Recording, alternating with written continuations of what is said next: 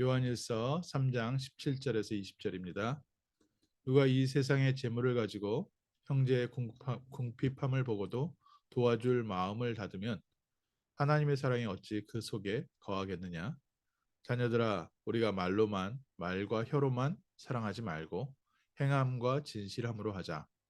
이로써 우리가 진리에 속한 줄을 알고 또 우리 마음을 주 앞에서 굳세게 하리니, 이는 우리 마음이 혹 우리를 책망할 일이 있어도 하나님은 우리 마음보다 크시고 모든 것을 아시기 때문이라. 아멘. 형제들아, 우리가 어찌 형제의 궁핍함을 보고도 도와줄 마음을 닫으면 하나님의 사랑이 그 속에 거하겠느냐?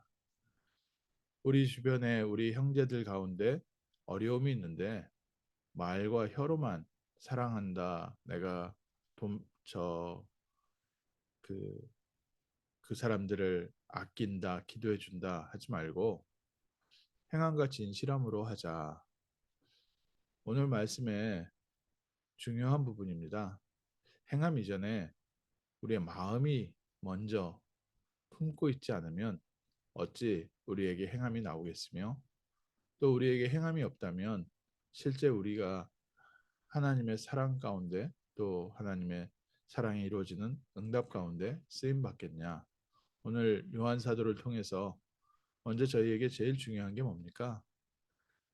우리의 마음이 주 앞에서 굳세게 하리니, 우리가 진리에 속하고 또 우리가 하나님의 자녀라는 것을 우리 스스로 우리 마음속에 분명한 확신이 없다면 우리는 현실에서 또 여러 가지 시험에서 계속해서 사단의 통로가 생기게 됩니다.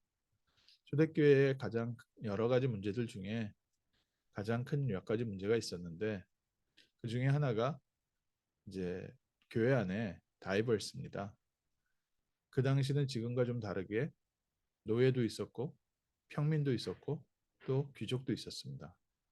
교회 안에 주로 연약하고 힘든 사람들이 많았지만 그래도 부자도 있었고 또 귀족도 있었기 때문에 이 안에 갈등이 굉장히 크고, 그 안에서 여러 가지 그 그룹이 많이 나눠졌습니다. 초대교회 교회 자체가, 성도 자체가 숫자가 별로 없는데 또 그룹이라도 크면, 사람이 많으면 좀 서로 다른 사람들이 있을 때 그래도 어느 정도 함께 할 수 있을 만한 분위기가 되는데, 숫자가 별로 없는데 그 안에서 이렇게 나누고 저렇게 나누고 하면 결국 같이 모여 있긴 하지만 교회 한 몸의 축복을 누리기에는 어렵지 않습니까? 바울도 그래서 이와 같은 메시지를 계속해서 서신서에서 반복해서 말하고 있습니다. 모든 교회들이 다 겪고 있는 일이었지요. 오늘날 미국 안에 또 전 세계 안에 교회들도 이런 부분들이 다 있습니다. 아무래도 LA 같은 경우에는 한국 사람은 한국 사람 교회, 또 중국 사람은 중국 사람 교회, 일본 사람은 일본 사람 교회, 이렇게 자기 민족들끼리 언어가 통하고 문화가 통하는 사람들끼리 교회를 하고 있는 것이 맞지만, 그 안에 또 들어가 보면 그 안에도 여러 차이가 있습니다. 나이 차이도 있고 또 경제력 차이도 있고 또 문화 차이도 가정마다 또 지역마다 서로 다르기 때문에 모든 교회들이 고통받고 있는 부분 중에 하나가 이런 서로 다른 문화와 이해 배경 속에 고통받고 있고, 또 바울의 편지에 나타난 것처럼 사람들이 누구를 통해서 복음을 받았냐에 따라서 나는 바울파다, 나는 베드로파다, 나는 바나바파다, 나는 그리스도파다, 결국 교회 안에 여러 가지 서로 다른 사람들이 함께 모여 있습니다. 그래서 그 틈을 타고 사단이 계속해서 교회를 공격하는 겁니다. 그러다 보니까 사도행전 6장에도 나와 있는 것처럼 헬라파 과부들이 늘 구제에서 제외되는 바람에 히브리파 과부들을 원망했다고 했습니다. 그 당시에 또 하나 그 사도행전 6장에서 이해가 되는 부분이, 헬라파 유대인이라고 얘기하면 이제 시오니즘이 있어서 이스라엘 백성들은 해외에서 살던 사람들이 유대 땅, 이스라엘 땅으로 돌아오는 게 그게 인생의 중요한 목적이었습니다. 그래서 해외에서 디아스포라로 있던 사람들이 많은 사람들이 예루살렘과 또 유대 땅에 와서 지냈는데 초대교회 안에도 복음이 증거되면서 이 헬라파 사람들 또 많이 디아스포라들이 모여 있었습니다. 교회 안에 들어왔는데 아무래도 그 사회 문화의 주도권은 정통 히브리에서 태어나서 히브리에서 살았던 사람들이 사회 문화의 주도권을 갖고 있었습니다. 교회 안에도 마찬가지였죠. 교회 안에도 히브리파, 히브리 출신의 유대인들이 교회 안에 모든 결정권을 갖고 있으니까 아무래도 디아스포라 출신 유대인들은 모든 결정에서 쉽게 말하면 뒷전으로 밀리는 겁니다.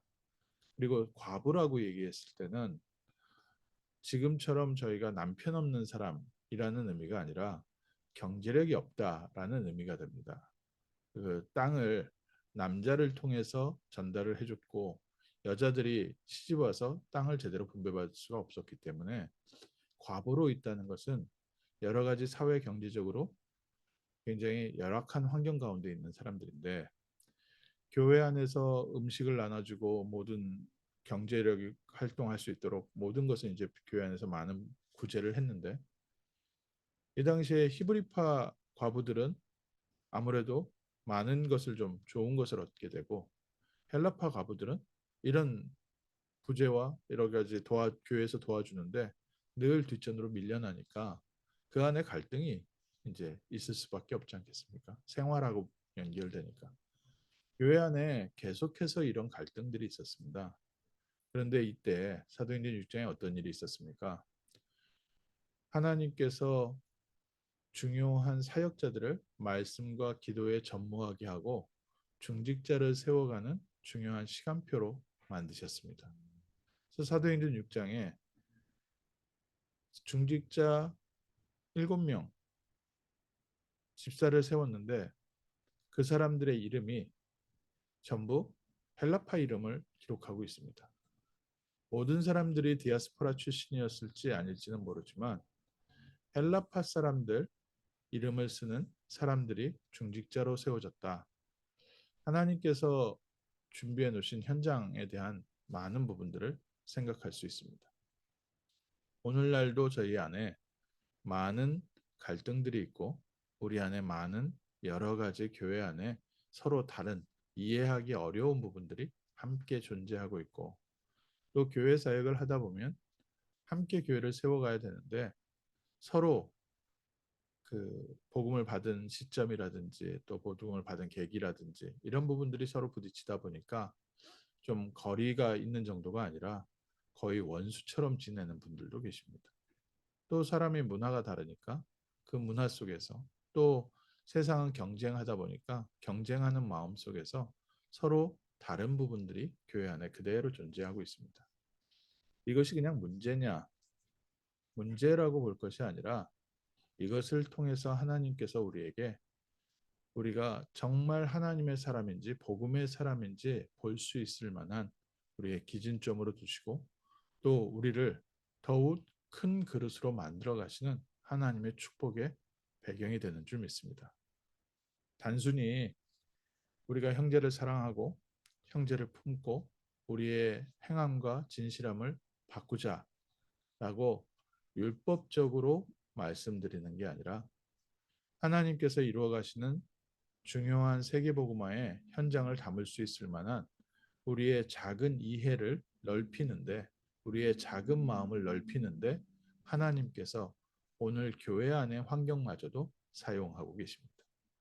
초대교회에 이런 큰 문제들, 작은 문제들, 여러 가지 복잡한 일이 있었지만 이 많은 일들이 복음이 증거되는 것을 방해하지는 못했습니다.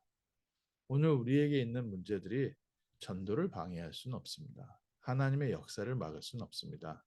그렇기 때문에 우리는 먼저 그리스도 예수 안에서 승리한 하나님의 자녀의 신분과 권세를 가지고 문제를 바라보는데 이게 문제입니까? 이 안에 하나님의 중요한 답이 있고 또 갈등이 있을 때는 하나님이 우리를 갱신시키시는 기회고 우리에게 큰 위기가 왔다면 그것은 하나님의 중요한 응답이 이루어지는 기회가 되는 줄 믿습니다. 그래서 우리가 말로만 혀로만 사랑하지 말고 우리가 진짜 마음 문을 열고 우리의 삶을 전도자의 삶과 전도자의 그릇으로 바꿔간다면 행함과 진실함으로 모든 교회에 대해서 마음 문을 열고 실제 그 교회를 이끌어가는 중직자로 또 사역자로 세워져 간다면 우리 스스로 무엇을 알 수 있습니까? 우리가 하나님의 나라의 일을 하는 내가 진리에 속한 줄을 아는구나. 또 우리의 마음을 주 앞에서 굳게 하리니 우리에게 확신을 주고 그리고 또 이것은 꼭 우리에게 아직까지 책망할 일이 있어도 하나님은 우리 마음보다 크시고 모든 것을 알고 계시기 때문에 우리를 세워가시고 우리를 움직여 가실 줄 믿습니다.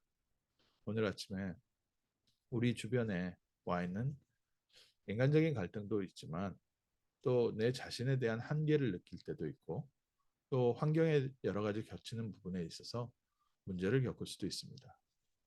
이 부분에 대해서 우리가 말로만 혀로만 뭐 품고 사랑하는 것이 아니라 실제로 믿음으로 도전하는 복된 날 되시기를 주님의 이름으로 축원합니다.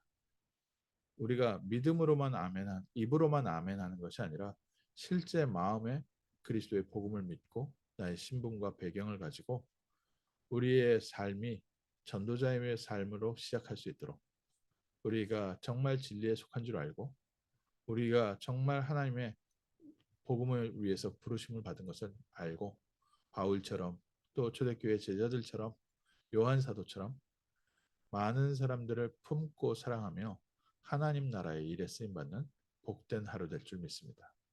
혹시 우리 가운데 부족한 것이 있어도 하나님은 우리 부족함보다 크십니다.